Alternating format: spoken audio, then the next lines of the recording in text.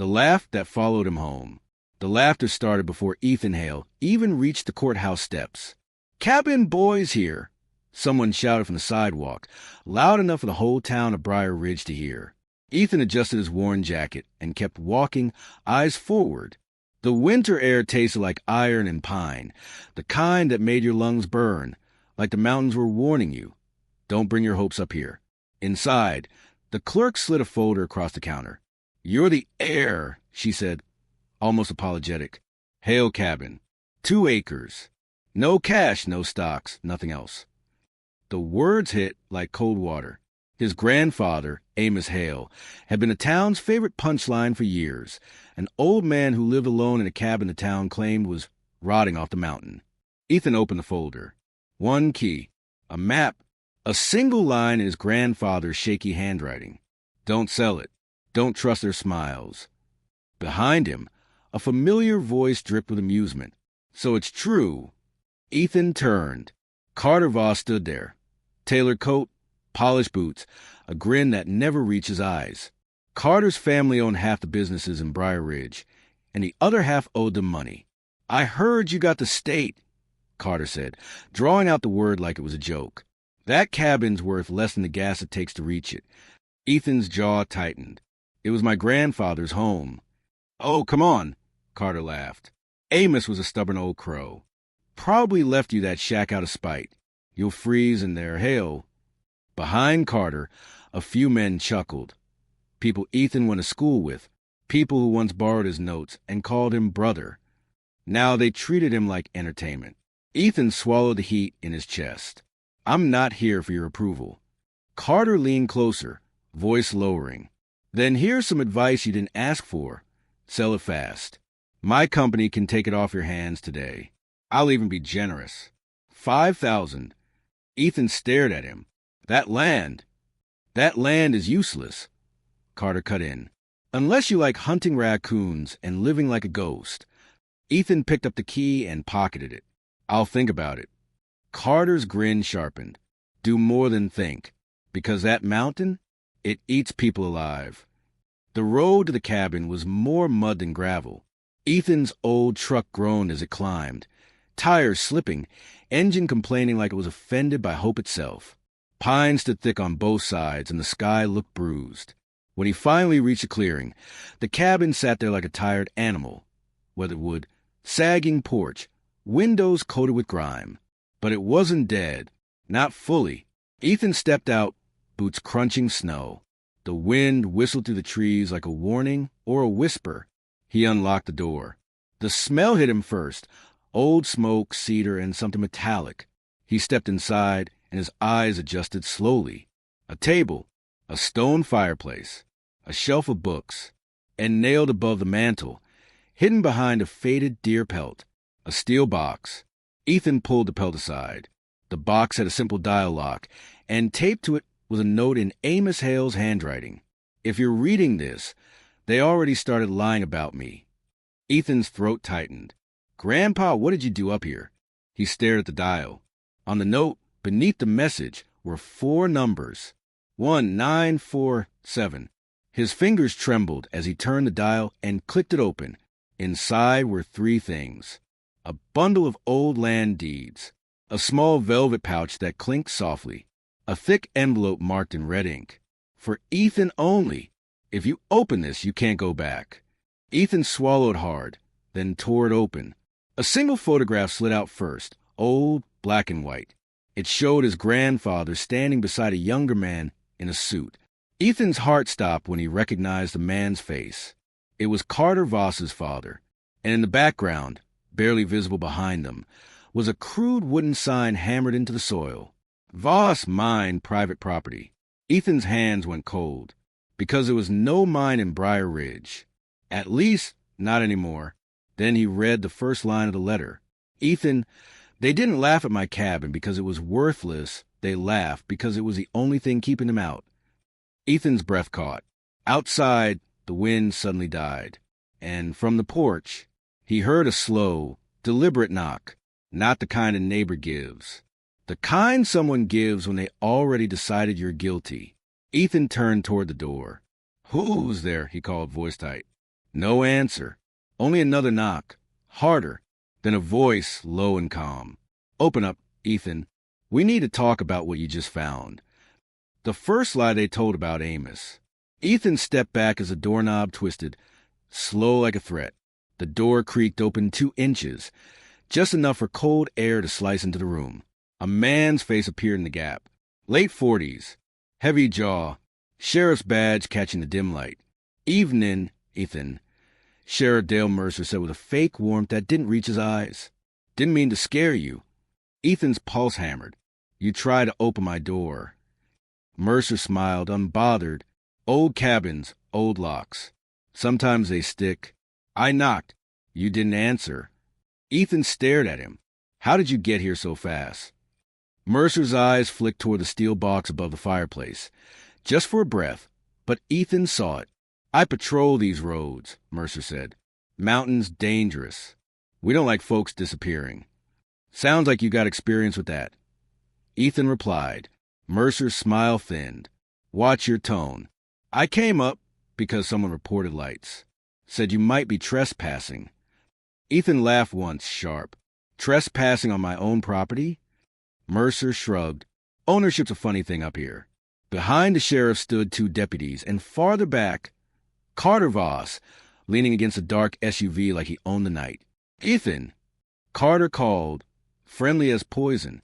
I told you the mountain needs people alive. Didn't think it would be on your first night. Ethan stepped to the doorway, keeping the sheriff in view. What do you want? Mercer lifted a hand, almost gentle. Just need to ask you a few questions. Amos Hale passed away, and the timing is strange. Ethan's stomach dropped. Strange. A week before his death, Mercer said, Amos came into town screaming about a buried truth and stolen land. Then he vanished back up here. Next thing we know, he's found dead. Ethan felt the floor tilt under him. Found dead? They told me he died in his sleep. Mercer's eyes didn't blink. That's what folks say when they don't want trouble. Ethan's voice came out rough. Are you telling me you didn't investigate? Mercer looked over Ethan's shoulder into the cabin, like he was measuring what Ethan had inherited. We did, but Amos was difficult. Made enemies. Carter stepped forward, hands open. Your grandpa accused my father of crimes, Ethan. Big ones. It hurt people. Made the town look bad. My grandpa's dead, Ethan said. So why are you here now? Carter's smile tightened. Because you might be repeating his mistakes. Ethan thought of the photo, the letter, the words, keeping them out. What was up here, Carter? Ethan asked quietly. What are you so afraid I'll see? Mercer's voice hardened. You're coming to the station tomorrow. We're going to clear some things up. Ethan met his gaze. And if I don't? Mercer's face was a stone wall.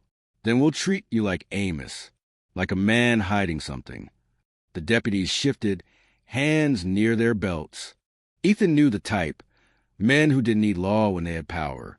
Carter leaned in, voice low enough only Ethan could hear. Sell me the cabin tonight. Walk away. You'll live longer. Ethan's fingers clenched. Get off my porch. Mercer's eyes narrowed. Last warning. Don't go digging. Amos dug. Look how that ended. They turned to leave. Carter lingered a moment, then tapped the cabin post lightly with one finger, like marking a target. Sleep well, he said. If you can. When the SUVs disappeared down the road, Ethan locked the door and shoved a chair under the handle. His hands shook as he returned to the steel box. He opened the velvet pouch. A handful of dull gold pieces spilled into his palm. Old coins, heavy and real. His breath hitched. What? He grabbed the land deeds. Names, dates, signatures. Some of them covered in red stamps. Void, canceled, reassigned. Then he returned to the letter and kept reading. Ethan, your cabin sits on the edge of a place they tried to erase. Under the ground is proof. And above the ground is the kind of men who kill to keep it buried. A second page was folded inside. On it, a hand-drawn map, a trail marked with an X, and one sentence. If you go alone, you won't come back. Find the woman who never forgave them. Ethan frowned. The woman who never forgave them.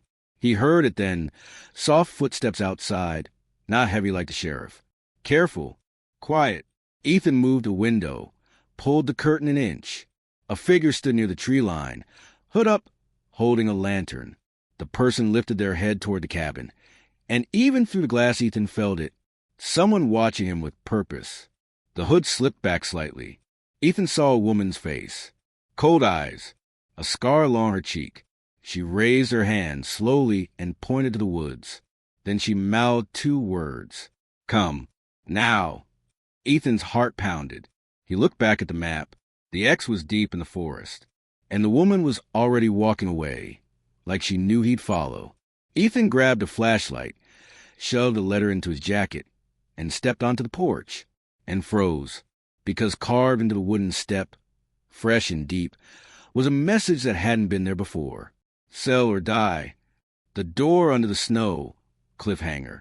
The scarred woman moved like someone who had walked these woods in storms and darkness, sure-footed, silent, unforgiving. Ethan struggled to keep up, branches clawing at his coat, snow crunching underfoot like brittle bones. Wait, he whispered. Who are you? She didn't stop, only lifted the lantern higher, making the shadows jump. They reached a slope where the trees grew tighter and the wind felt trapped.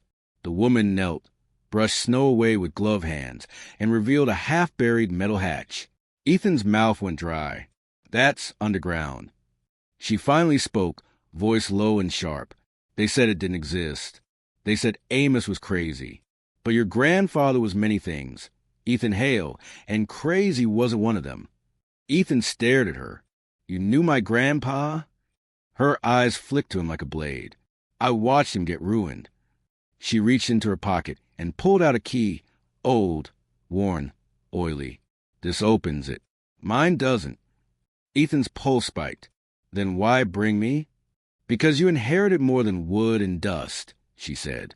You inherited the problem they couldn't bury. He stepped forward. What's down there?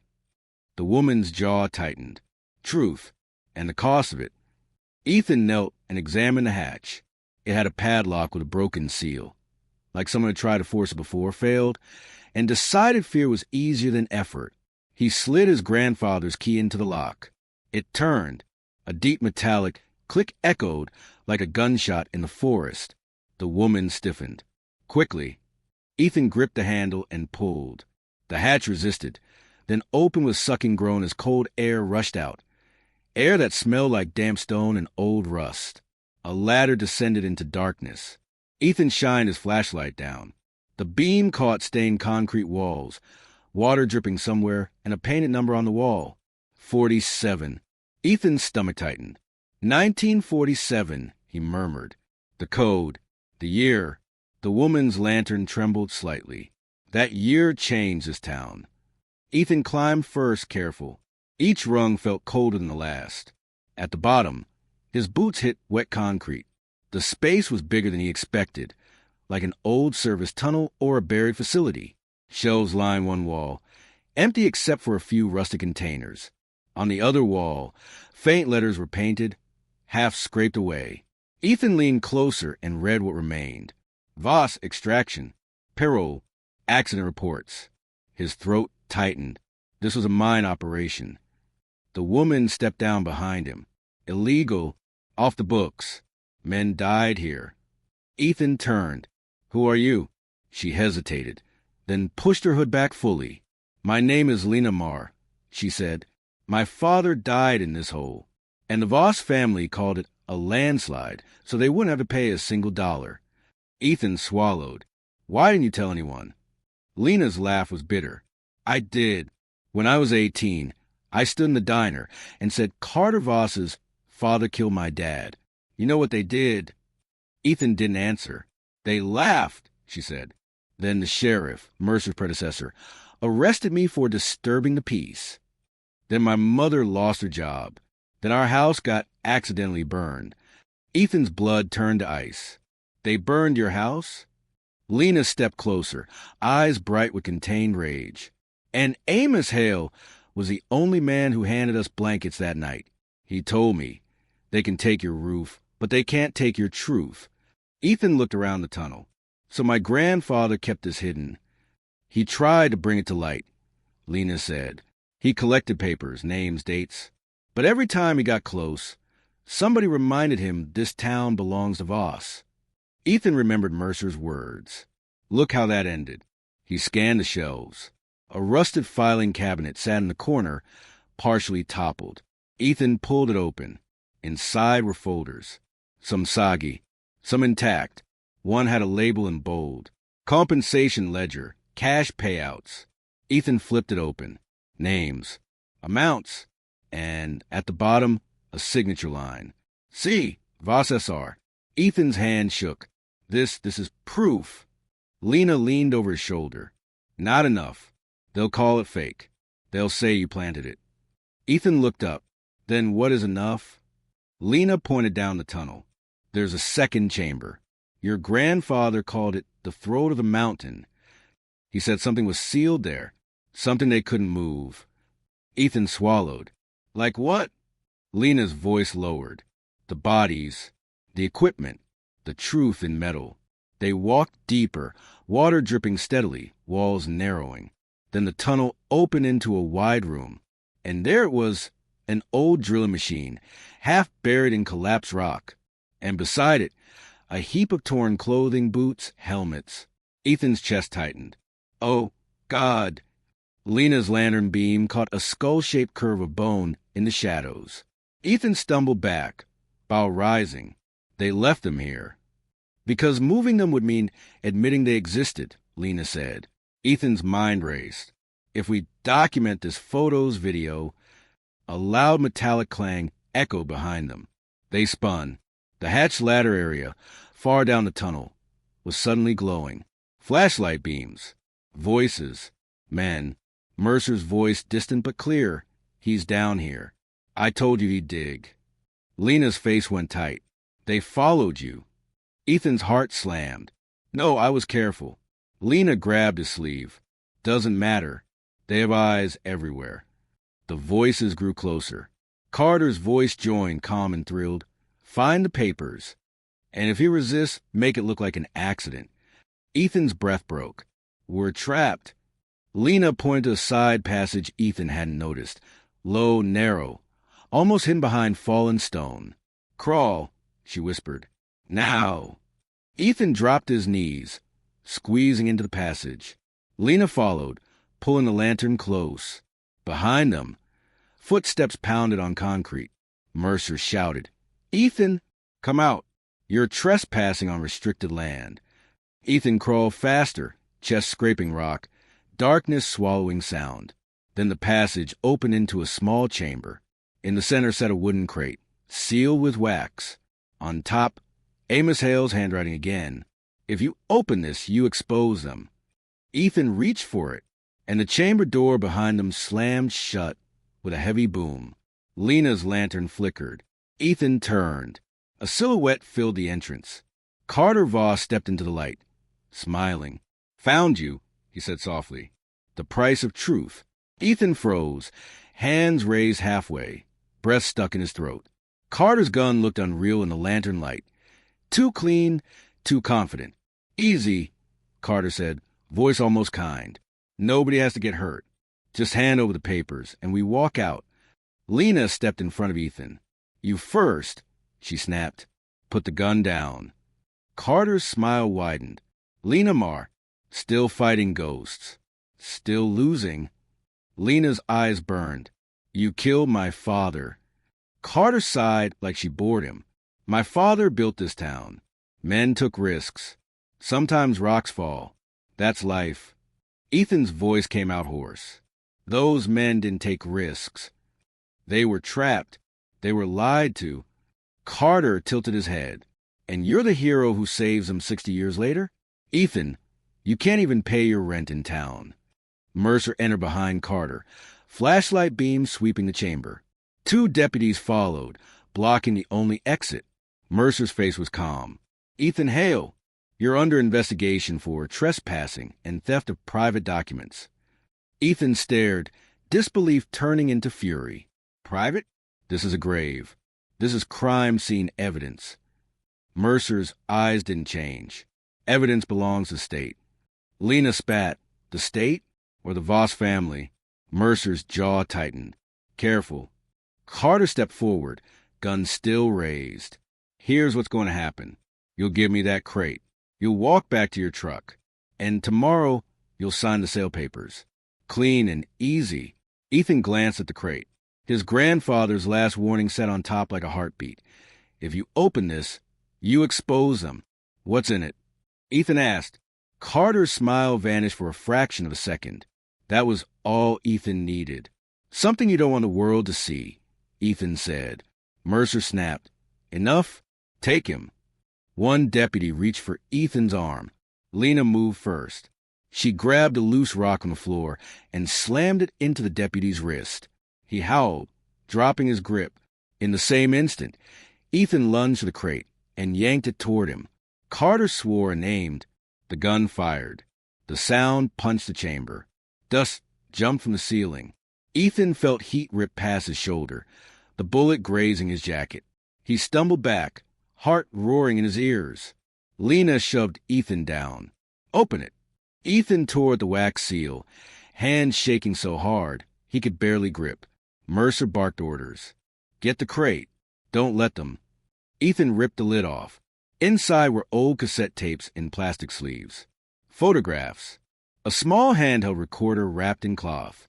And a notarized statement, yellowed, signed by multiple names. At the top, in bold, confession of illegal extraction and falsified death reports. Ethan's breath collapsed into a whisper. He did it. Grandpa did it. Carter's face went pale with rage. You idiot, he hissed, not at Ethan, at Mercer. You said it was destroyed. Mercer's eyes flicked, panic flashing. I thought Amos was bluffing. Lena grabbed the recorder. These tapes, if we get them out. A deputy lunged at her.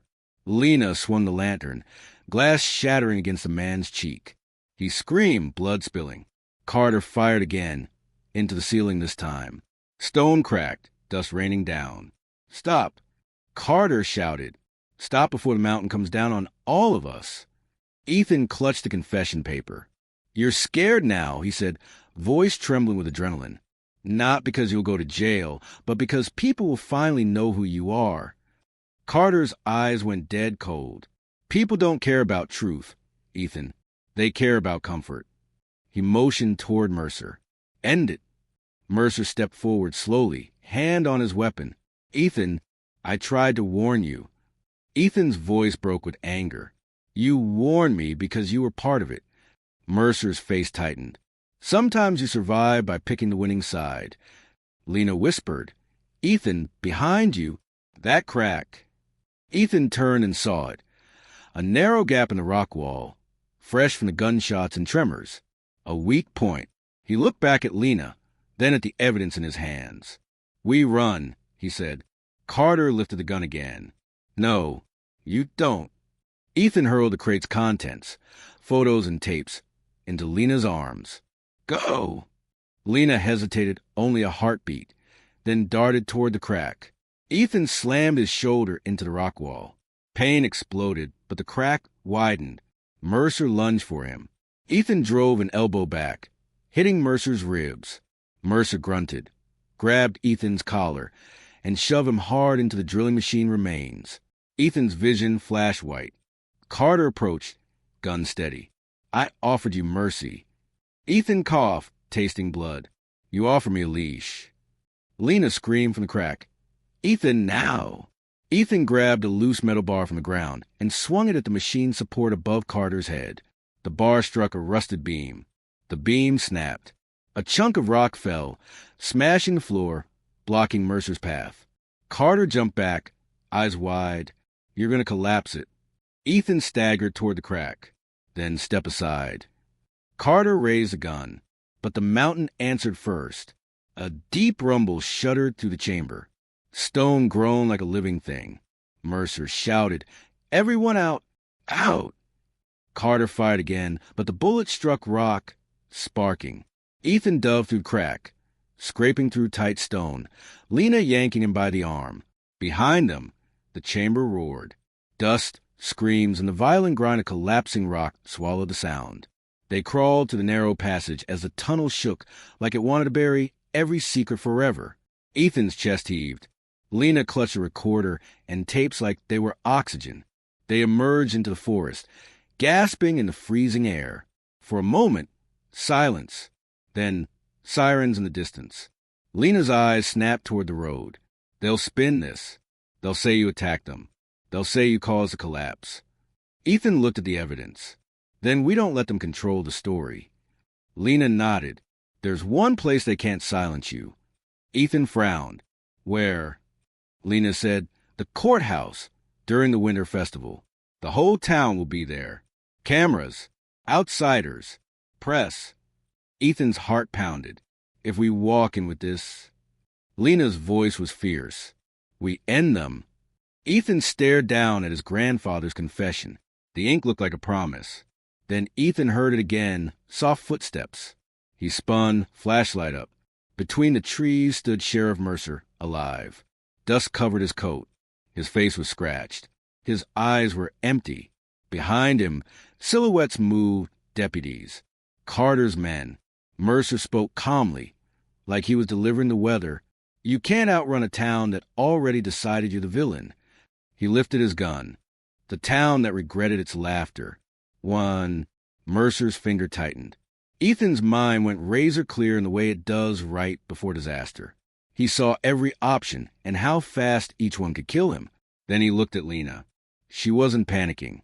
She was listening. Ethan followed her gaze. To the left, faint headlights through trees. A vehicle climbing the muddy road. Lena whispered, someone's coming. Mercer's eyes narrowed. Doesn't matter. He stepped forward. Ethan raised his hand, slow.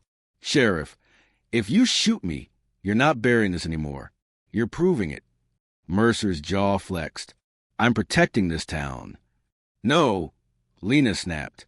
You're protecting the Voss family. The vehicle's headlights cut brighter. An old pickup rolled into view. A woman stepped out, gray hair tucked under a knitted cap, eyes sharp as winter.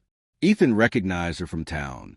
Judge Evelyn Hart, retired, respected, the one person Carter never joked about. She held up her phone. Sheriff Mercer, she called, voice loud enough to carry. Put the gun down. I'm recording. Mercer froze. The deputies hesitated. Carter's men shifted in the dark. Judge Hart walked closer, unafraid. I heard shouting. I heard gunshots. And I heard your name, Ethan Hale. Ethan swallowed. Judge, Show me, she said simply. Lena stepped forward and lifted the recorder and tapes. This is evidence of an illegal mining operation and falsified death reports. Signed, notarized, confessions. Judge Hart's eyes sharpened. Whose signature? Ethan unfolded the confession paper with shaking hands and held it up to the headlights. Judge Hart read silently. Her face changed. Then she looked directly at Mercer. You're done, she said, quiet and terrifying. You and anyone standing with you. Mercer's voice cracked slightly. Judge, you don't understand. I understand perfectly, she replied. I buried cases for decades because we didn't have proof, because witnesses were afraid, because men like you made fear feel normal. She pointed her phone at him. But tonight, you brought the proof to my doorstep. In the tree lean, a second car arrived, then a third. People drawn by sirens. Outsiders passing through. A local reporter who lived for scandal and truth. Carter Voss stepped out from the shadows, anger contained behind a polished smile. Judge Hart, this is a misunderstanding. Judge Hart turned her phone toward him. Carter Voss. Convenient timing. Carter's smile faltered. You don't want to stir up old wounds. This town needs peace. Ethan's voice rose, raw and steady. Peace built on buried bodies isn't peace. It's a lie. The crowd murmured. A few faces Ethan recognized. People who laughed at him earlier, now staring like they'd swallowed their own jokes. Lena spoke, voice shaking but strong. My father died in that mine, and you called it an accident because you didn't want to pay. You stole wages. You stole lives. Carter's eyes hardened. Careful. Judge Hart lifted her chin. No, you be careful, because the state police are on their way. Mercer's face tightened. State police? Judge Hart nodded.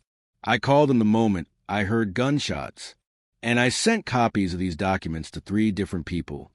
Ethan blinked. You did? She glanced at him, gentle for the first time. Your grandfather came to me once, Ethan. Years ago. He tried to tell me. He didn't have enough. But he had one thing. What? Ethan whispered. Judge Hart's eyes softened. Courage. The kind that survives ridicule. Carter stepped back slowly, eyes scanning the growing crowd. He realized the balance was shifting. The laughter was gone now, replaced by something heavier. Regret. Ethan looked at the townspeople, voice breaking through the cold. You laughed at my grandfather. You laughed at me. But you never asked why he stayed up there alone. A man in the crowd, one of the ones who mocked him at the courthouse, lowered his head. Ethan continued, louder. He stayed because he was guarding the truth you were too comfortable to face. Sirens wailed closer. Different sirens this time. State vehicles. Mercer's shoulders sagged, like he suddenly felt the weight of every lie he'd carried. The deputies shifted away from him, fear replacing loyalty. Carter's smile returned, thin and desperate. This isn't over. Ethan stepped forward, eyes locked on him. It is... State troopers poured into the clearing, weapons ready.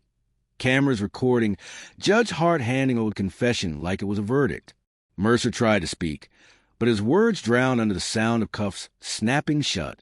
Carter turned to flee, but Lena stepped his path, holding the recorder up like a mirror. You don't get to run from the dead, she said. Troopers grabbed him. Carter struggled, then stopped, realizing the crowd was watching, not with admiration, with disgust.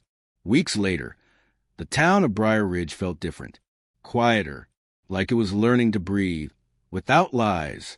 The mine was open officially, remains recovered, families finally given names to graves that had been stolen from them. Ethan stood on the cabin porch, the same porch where they carved sell or die. Now that carved thread had been chiseled out, replaced by a new plaque Judge Hart insisted on placing there. Truth lives here. Lena joined him, holding 2 cups of coffee. You still hear their laughter? She asked. Ethan nodded slowly. Sometimes. She handed him a cup. And... Ethan looked out at the trees, at the mountain that tried to bury everything. Now it sounds small. He took a breath, deep, steady. I used to think inheritance meant money, he said. Turns out, it can mean responsibility. Lena smiled faintly. Your grandfather would like that. Ethan touched the steel box above the fireplace, now empty. Not because the truth was gone, because it wasn't hidden anymore. He looked at Lena. They laughed at him and they laughed at me. Lena's eyes met his. And now they regret it. Ethan turned back to Mountain, voice quiet but powerful. Let them.